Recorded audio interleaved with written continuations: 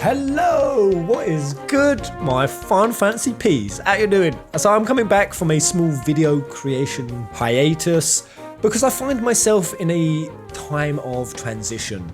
A lot of changes are happening. There's new unknown horizons unfolding in my life and everything's just pretty crazy. But it's at times like this that one particular character inspires me a lot. And you can probably guess who it is from the title. It's Bartz,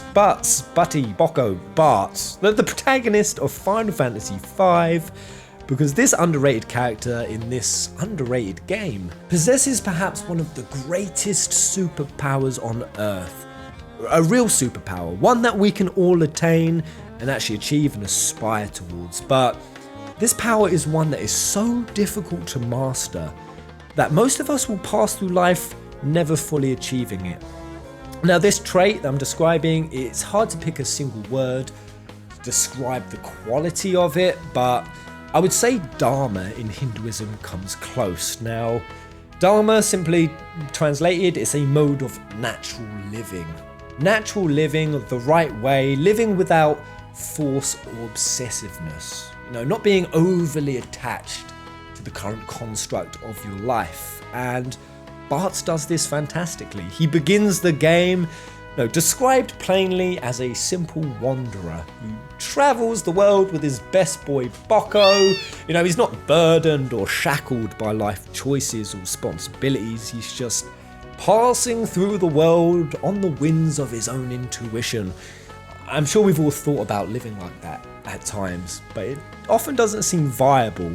Or indeed, even to some, it doesn't seem responsible, because the thing with this mode is it can easily be mistaken for flippancy, like a shallowness that the person lacks any serious care about the bigger picture of their life. But I often think this is a misinterpretation, and one that we actually see the characters of 5 make about Bartz. They see him as so easygoing, to the point that they believe he takes no interest or greater sense of responsibility for the world. And we particularly see this when he actually declines to even begin the adventure with Lena. He rejects helping her out at first, but what we then see, and this is the other aspect of Dharma, it does also encompass having duties, responsibilities, standing up for rights and laws and responsible conduct, having virtues, to stand and fight for something, but not for the sheer sake of, just being roped into every antagonizing situation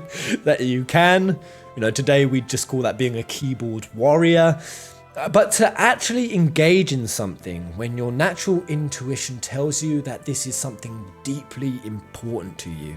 The quote of, "Never for the sake of peace and quiet deny your convictions," is pretty fitting here. And when Bartz's conscience leads him to change his mind and actually go with Lena and pursue a higher cause, that's when he becomes a warrior of light. He journeys out, battles a splintered transforming arch nemesis, talks with magic wizard turtles, and gets the hots for a cleverly disguised sexy tarp. 2 great lines our wandering hobo drifter hero says, as much as I like wandering around aimlessly, I gotta go somewhere. Or, it was my dad's dying wish that I go and travel the world. Plus, this time it feels like the wind is calling me. Something calls Bartz to a higher cause, a journey, bringing him out of his easy mode of living. And I would argue that the Duodecim, which is written around about the 6th century, centers almost entirely around this concept. Because one of the title's meanings, because there's many of them, translates again to the natural path, or the book of the way and of virtue. Now the first few chapters of this book, they can easily be seen as embodying this kind of airheaded way of living. Wandering around unhindered, unattached, and unburdened, which is what the author Lao Zhu supposedly did. Legend says he wrote it in a few days at the request of a town guard who was supposedly asking him for his wisdom before he left to live in the mountains. Now Lao Zhu went to live in the mountains supposedly because the pressures and corruption of society had become too much. And yeah, it can seem like escapism. Yet if we keep reading the later chapters, we see that despite recognizing these flaws in obsessive living and society, and this is something that Bartz often does, especially when he describes his teammates as going too overboard with their seriousness. But neither Bartz nor Lao Zhu, they throw in the towel completely. Because Lao Zhu writes with great care about topics from community living, politics, how to lead a nation, serving a greater purpose, and it showed he did have a deep care about the world he lived in, even though he sort of detached from it. But what both potentially fictitious characters master so well is doing it all with a level-headed, optimistic, and yielding nature. You're more than welcome to it for all I care. I'm here for the thrills, and that's about it. To meet setbacks with a smile. Oh, intense! What a slick-looking mirage! To remain playful even in hardship. Chin up, Riku. Next time, huh? There are other caves. And if one thing I've learned in my years, my personal years on this rock, is that has to be one of the most difficult yet admirable qualities in existence. Yeah, it's our turn to save him. What? But I wasn't trying to help you. To remain kind and humorous when the situation screams to be otherwise. You're the best kind of friend we could ask for. Look, you really have the wrong idea. That tenacity to keep a sunny disposition, even through rough times, has more power to make change in the world than any other force on this planet. And yeah, I know some may roll their eyes at that, slap the discipline of optimism down as a sort of delusional, positive thinking, but it's not that. When you see this power for what it really is, you'll see it's a life-worthy pursuit.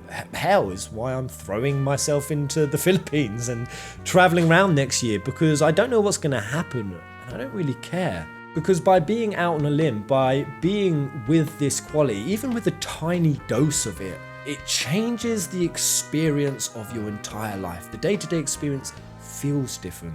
It's not so much about positive or negative thinking. It's not about debating on the semantics of whether the glass is half full or half empty. It's about seeing that the glass has been refillable the entire damn time. Now, Bartz isn't the only one who has had this inspiring trait portrayed through him. In Final Fantasy, we've had characters like Zidane, Prompto, Zack, Balthier, to some degree even Tidus, and shit, even Queener. But I chose Bartz for this video because the contrast of his transition from windswept nomad to world-saving hero, I think it's most distinct with Bartz. In fact, in researching this video, I found something super cool and probably coincidental that I want to share. And again, it's from Hinduism, and Hindu etymology has been used in Final Fantasy a lot over the years, so who knows whether they got this inspiration from this story? Probably not, but in Hinduism, there's actually a deity that kind of personifies what I'm describing with Dharma and Tao. Being in harmony with nature and yourself while still taking a greater care for the world. And in Hinduism, the god that popped up while researching this was Krishna. Now, Krishna in the Bhagavad Gita, he is written to have said various things. One of them was, I am the self seated in the heart of all creatures. I am the beginning, the middle, and the end of all beings. All beings have, therefore, to be treated alike. Now, treating everything in the world as you would treat yourself is a difficult concept to grasp. I would say that Bartz particularly shows this trait, especially with the way he treats Boko. He treats him like an equal. And I love that about Bartz. But then as I'm researching it, it goes on, and I'm showing you word for word what I saw. So, I pervade the universe. All objects in the universe rest on me as pearls on the thread of a garland. Oh, garland. Well, obviously they mean like the headdress. And this game's villain is X-Death, but I couldn't help my ears perking up at that, especially as 5 uses the concept of the Warriors of Light, and they're the ones who oppose Garland. But anyway, it follows on, describing one of the main themes that sort of centers around Krishna is nature worship. in Hinduism, and it literally said the religion hence imbibes and encourages ecological ethics among its devotees to see the country and the world as a motherland, and that nature's 5 elements, and these 5 elements are deeply important and focused in on, of air, fire, water, earth, and space. Now, for anyone who's played 5, you know that each character is associated with an element, but the 5th element of space, now that's a real interesting one. Space is the eternal emptiness that contains, in a lot of our view, nothing. But in Hinduism, nothing, no thing, means something very different. They believe that is the place, the power, the font through which all souls emerge, all cosmic consciousness comes from. No thing as in no material thing, no matter, something that is above matter, and that consciousness is a phenomena greater than matter. You know, it doesn't just spring into the world accidentally, as science sometimes alludes to. Now that's very interesting because space obviously plays a huge role in FF5. In fact, that's where we have our final fight. That is where the void comes from. That Exdeath, the main villain, he is manipulating. He manipulates the space aspect, the void, the concept of nothing, to gain immeasurable power. And this is actually pretty much what the baseline of what Shiva is in Hinduism, one of the prime deities they worship. And these deities, again, they don't take them literal. This is the wonderful thing about mythology and lore, is that they use these elaborate tales and imagery and stories just to convey lessons and to describe aspects of the world as they see it. So space is the seat of souls, and it's from this space that actually Exdeath, the wizard, cheesy ass villain that he is, that's basically where he comes from. He is a corrupted conglomeration of tree souls. And trees and Krishna, they're very symbolic. God damn, I hope you guys are following or even enjoying this video. Which is, again, another huge parallel with 5. We have the guardian tree. Exdeath, again, is essentially a tree who's been corrupted, and he's trying to send the souls back to the void. And this is where Krishna comes into the tale, because essentially Bartz is defending souls of the world. Now Krishna, he is described as a young, playful, carefree prankster. All of the descriptors we would also give Bartz. Krishna is also blue-skinned, always associated with the colour blue. His most common imagery is the association with bird feathers. Woo! Bartz is a bird feathery boy, even his intros in Dissidia NT. He's a flirt, is Krishna. He goes out into the wild for many, many years, and Krishna fights many, many beasts, corrupted beasts of nature. He has a huge battle with a sea creature, horned demons. Krishna even liberates cursed tree spirits. I thought that was pretty cool, pretty wild. Both stories have a huge fire that happens in a sacred forest that is really significant. They're both even kingmakers. They're responsible for putting monarchs in place. And even the dealio with their parents ain't that much different. They're estranged from significant parents who were involved in battles against demonic beings.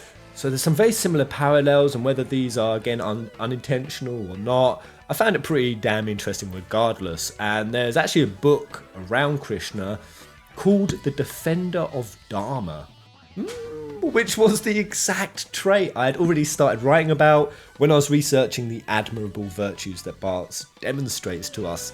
So there we go, guys. I thought that was pretty dank, and I suppose I wanted to come back with a video like this for a few reasons. To give out a message that's somewhat inspiring, titillate your inner real-world lore junkies, but also as a somewhat way to explain why I've been on a small video hiatus.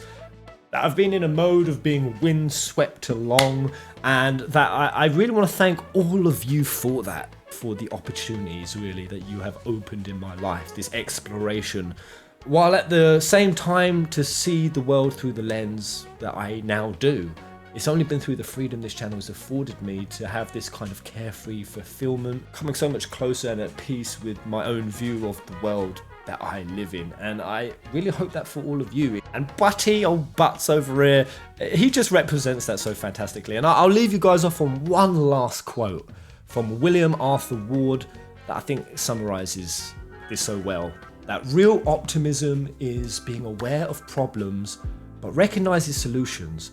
It knows about difficulties, but believes they can be overcome. It sees the negatives, but accentuates the positives. Is exposed to the worst, but expects the best. Has reason to complain, but chooses to smile. I wish you absolutely all the best on your journeys, guys, and once I've trimmed down a few of my live streams from the 4 games I've got balanced right now, I hope to get back to more dank video creation because I love this so much. If you did too, comment, like and subscribe. I'd love to know some of your thoughts or feelings, or what kind of characters are inspiring you for the stage of life that you are in now. Is there a significant character that sticks out? Share the tale, share the story, because I know I want to know, and there's probably others who do too. But take it easy, guys, and I'll see you on the next video. Goodbye.